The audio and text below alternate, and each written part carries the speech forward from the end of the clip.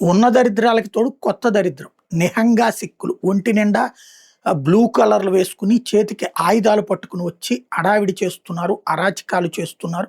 కావాలని ఏదైతే ఉత్తరాఖండ్ దగ్గర చేసినటువంటి హడావిడిలో పోలీసులు వెనక్కి తగ్గారు. దాన్ని అడ్డుపెట్టుకున్నారు. ఎందుకంటే పోలీసులు చాచినాలు కొట్టొచ్చు. కొడితే దాన్ని అడ్డుపెట్టుకుని రేపు పంజాబ్ ఎన్నికలలో ఇష్యూ క్రియేట్ చేయడానికి చూస్తున్నారు ఇక్కడ. ఇక్కడ దేశవ్యాప్తంగా అల్లకల్లోలం సృష్టించాలంటే ఏదో ఒక కాన్సెప్ట్ కావాలి. సిక్కులందరినీ రెచ్చగొట్టాలి. అక్కడ మొన్న గురుద్వారాని చెరపట్టి అక్కడ ఉన్నటువంటి మహిళలందరినీ నిర్బంధించి ఆ పైన బేరసారాలు ఆడితే పోలీసులు వాళ్ళతో బేరసారాలని పంపించేశారు. దాంతో రెచ్చిపోయి ఇప్పుడు నడి రోడ్డు మీద అరాచకాలు బిగించేస్తున్నారు, గొడవలు బిగించేస్తున్నారు.